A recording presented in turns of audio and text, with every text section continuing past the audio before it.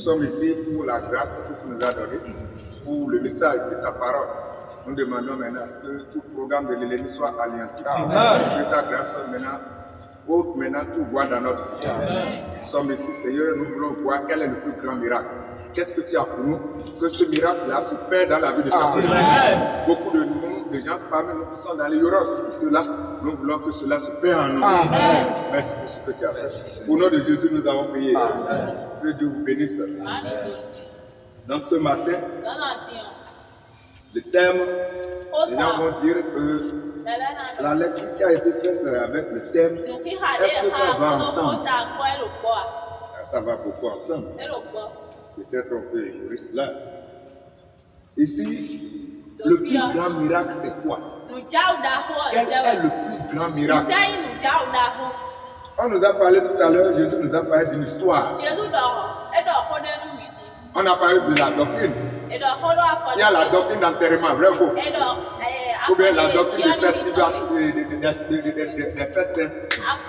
Donc la festivalité, comment ça se fait les convives?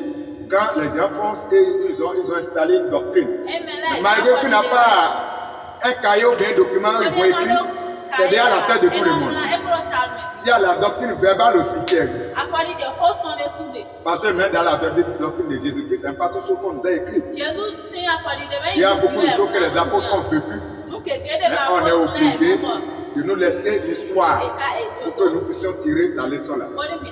Mais dans la doctrine de l'enterrement, surtout en Afrique, pareillement en Afrique, si quelqu'un maintenant, un parent meurt, papa ou maman, ou un proche, s'il est un enseignant, il va inviter qui s'il vous plaît? Il va inviter les enseignants comme lui. S'il est un cadre, s'il est un intellectuel, il va inviter les intellectuels comme lui. Pourquoi il fait ça? Ceux-là maintenant vont amener la richesse. Et aussi on dit, Pierre vient de m'inviter, Jean-Claude vient de m'inviter, Pedro vient de m'inviter, Carlos vient de m'inviter. Moi aussi un jour, je vais les inviter. Pour cette raison, si aujourd'hui je lui paye un bœuf, je suis sûr que dès que moi, mon tour va arriver, il va me payer 3 bœufs. Si moi aujourd'hui je lui donne l'enveloppe de 500 000, quand mon tour serait là, il va me donner 1 million. Ça, c'est la doctrine de l'enterrement de festin. Il y a beaucoup de choses que nous avons déjà mis en place aujourd'hui. Qu'est-ce que la doctrine de Dieu est en train de nous dire? La doctrine de Dieu nous impose ceci. Si tu veux inviter, il y a cérémonie ou bien il y a quelque chose.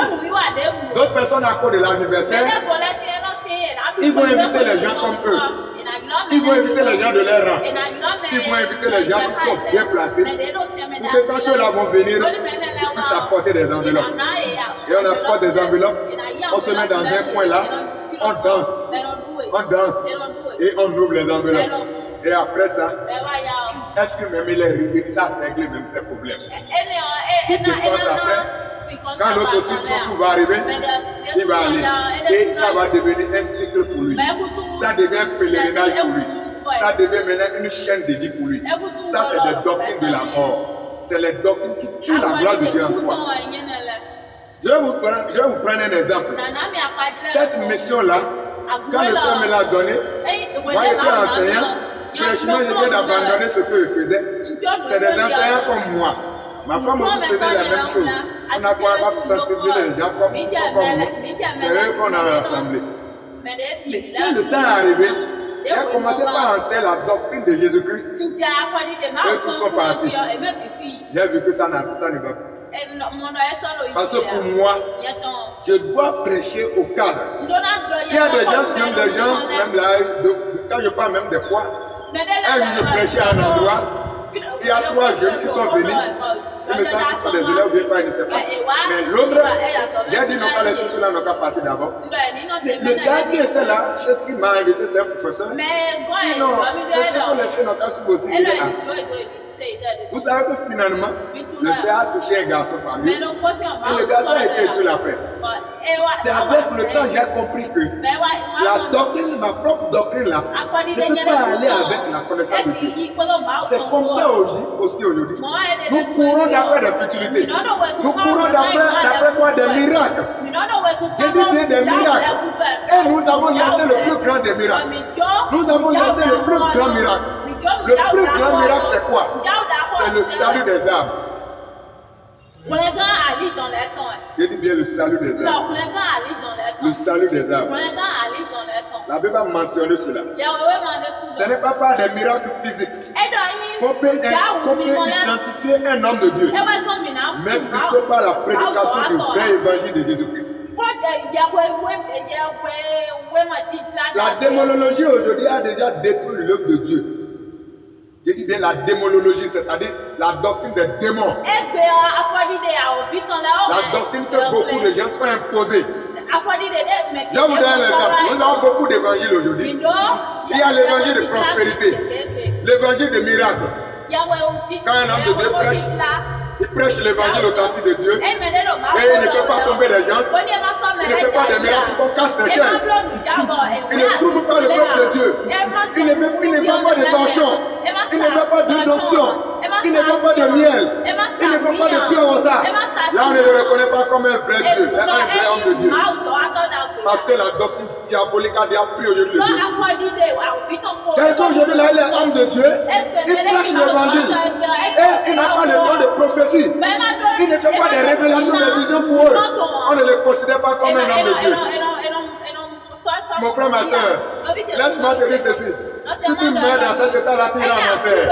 Tu as faut te repentir. Parce que ici, le plus grand miracle, on va aller dans la Bible. Matthieu 24, le verset 24, tu dis quoi? On va aussi lire Luc 13, le verset 25 à 27. Je vais rapidement lire Matthieu 24, le verset 24. Oui, Matthieu 24, 24. Car il se lèvera de faux Christ et de faux prophètes. Donc il se lèvera de faux Christ et de faux prophètes. Oui. Ils feront de grands prodiges. Ils feront beaucoup de grands miracles. Et des miracles. Ils feront des prodiges et des miracles. Au point de séduire. Au point de séduire. S'il était possible. S'il était possible. Même les élus. Même les élus. Ils ne peuvent pas. La Bible a dit si c'était possible. Si c'était possible. C'est une condition. Ils ne peuvent pas. S'ils ont même mis des millions de personnes par des fausses doctrines en prison spirituelle, lorsque la vérité de Dieu, la doctrine de Christ va sortir, il va les délivrer tout au nom de Dieu. Là où tu es là, dis-le-moi. Maintenant, quel miracle? Qu'est-ce qui t'a amené ici? N'est-ce pas à cause de miracle? Il y a un plus grand miracle. Si tu n'as pas cela, tu iras en enfer. Et le plus grand miracle, c'est le salut de ton âme. On va encore lire Matthieu 7. Le verset 13 et 14 dit quoi? La Bible dit ceci. Entrez par la porte étroite, car large est la porte et facile le chemin qui mène à la ruine. Nombreux sont ceux qui passent par là. Mais combien étroite est la porte et difficile le chemin qui mène à la vie. Peu nombreux sont ceux qui le trouvent. Ça, c'est le plus grand miracle. Le miracle, le chemin de salut, c'est peu de gens qui cherchent cela. Mais le chemin de l'enfer, c'est de multitudes. Les gens crient que c'est après le dernier de Christ à l'église qu'ils iront au ciel. Vous vous trompez. En prenant la communion. D'autres personnes, d'autres filles, même là, c'est le jour de qu'ils ont pris la communion, c'est le jour où on va les dévierger. C'est le jour là où ils iront maintenant accepter maintenant son anniversaire. À la tombe. D'autres ont cru que c'est en allant s'agenouiller maintenant au sacrement. Au sacrement, bien comment on appelle cet objet-là, c'est à part là, il ira au ciel. Vous vous trompez. Ou bien même, le diable a encore fait des choses. D'autres personnes diront que quand ils n'ont pas mis des boucles d'oreilles, aux oreilles, quand ils n'ont pas porté de quoi, quand ils ont porté seulement des sang et des habits non chers. D'autres même vont dire que le jour que les autres là, D'autres même ont choisi même de vivre dans la pauvreté jusqu'à leur mort. Alors qu'il n'a pas encore le salut. Si tu n'as pas le salut de ton âme, tu veux aller où? Ce n'est pas le physique que nous parlons ici. Il y a des gens même là, vous les voyez et c'est un chrétien debout. Mais allez voir dans leur propre intérieur. Il nous parle le plus grand miracle ne s'est pas passé à nous. Je te dis ceci, je te lance ce défi là. Sur cette terre, quiconque viendra sur cette terre sans expérimenter le plus grand miracle, qui est le salut des âmes, il est mal. Mais beaucoup ont reçu des miracles au temps de Jésus-Christ. Jésus a fait des miracles sur 10 personnes. Combien de personnes étaient réunies? Une seule personne. La Bible a dit qu'on fait des miracles pour qu'ils puissent savoir que Dieu existe. Mais ce n'est pas le miracle qui sauve. Mais les gens aujourd'hui, on a changé la tendance. Ah, il faut qu'on fasse des miracles. Ah, il faut qu'on fasse ceci. Ah, il faut que les gens viennent qu'on puisse. Si c'est pour que toi, tu puisses avoir des miracles que tu es ici, je te donne ce conseil-là. Viens recevoir le plus grand des miracles. Matthieu 6 a dit quelque chose. Le verset 33. Préoccupez-vous d'abord du royaume de Dieu et de la vie juste qu'il demande. Et Dieu vous accordera aussi tout le reste. Donc le plus grand miracle, c'est d'abord d'avoir le salut de ton âme. C'est d'avoir la chance d'avoir son nom dans le livre de vie. Après cela maintenant, toute autre chose va venir. C'est une promesse là. Dieu a promis de te donner ça. Dieu a promis de te donner cela. Si tu cherches le travail, viens recevoir le salut de notre Seigneur Jésus-Christ. Si tu cherches maintenant l'argent, viens recevoir le salut de notre Seigneur Jésus-Christ. Si tu cherches maintenant, tu tiens une maladie en toi et tu veux avoir la guérison. Ce n'est pas ton pasteur qui va te guérir. Ce n'est pas ton prophète qui va te guérir. Ce n'est pas personne qui va te guérir, mon frère, ma soeur. Mais la seule là qui peut te guérir, c'est le Seigneur Jésus-Christ. C'est le salut de ton âme. Lorsque l'Esprit de Dieu va rentrer en toi, il va commencer par t'apprendre tout ce que tu dois faire. On ne fait pas ceci. Voici ce qu'on fait. Aujourd'hui là, on a transformé la grâce de Dieu maintenant en loi. C'est devenu une loi. On impose ça aux gens. On ne fait pas ceci. On ne mange pas ici. On ne s'assoit pas ici. On ne reste pas ici. On ne va pas aller aux toilettes comme ça. Si tu veux coucher là, il faut coucher comme ça. Si tu veux dormir là, il faut dormir comme ça. On a laissé le salut de tout. On a laissé le plus grand miracle de tout. Cherchez premièrement le royaume avec sa justice. Et tout le reste maintenant vous sera donné. Mon frère, ma soeur, beaucoup ont demandé le miracle. Ils ont reçu le miracle.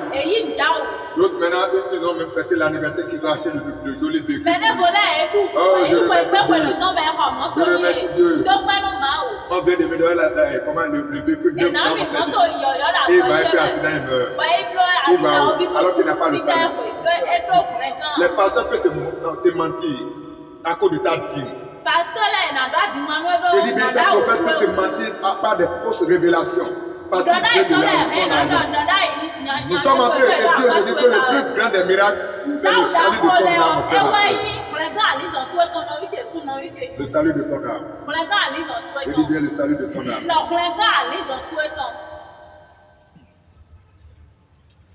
Donc ici, nous allons lire Luc. Luc 13, le verset 25. Il dit quoi? Luc chapitre 13, le verset 25. Quand le maître de la maison se sera levé et aura fermé la porte, et que vous, étant dehors, vous commencerez à frapper à la porte en disant: Seigneur, Seigneur, ouvre-nous. Seigneur, Seigneur, ouvre-nous la porte. Et il vous répondra: Je quoi? Je ne sais d'où vous venez. Alors vous allez lui dire: nous avons mangé et bu avec toi. Tu as enseigné dans les rues de notre ville. Il vous dira de nouveau: je ne sais pas d'où vous êtes. Écartez-vous de moi, vous tous qui commettez le mal. C'est là que vous pleurerez et grincerez les dents que vous verrez Abraham, Isaac, Jacob et tous les prophètes dans le royaume de Dieu, et que vous serez jetés dehors, des hommes viendront de l'est et de l'ouest, du nord ou du sud, et prendront place à table dans le royaume de Dieu avec eux. Et alors, certains de ceux qui sont maintenant les derniers seront les premiers, et d'autres qui sont maintenant les premiers seront les derniers. C'est le plus grand des miracles. C'est le salut des âmes. Quand on n'a pas le salut de son âme, il pense qu'on est en train de penser qu'on est malin que Dieu. On se fait du mal. La parole de Dieu dit ceci aussi. Dans Jean chapitre 7, Matthieu 7.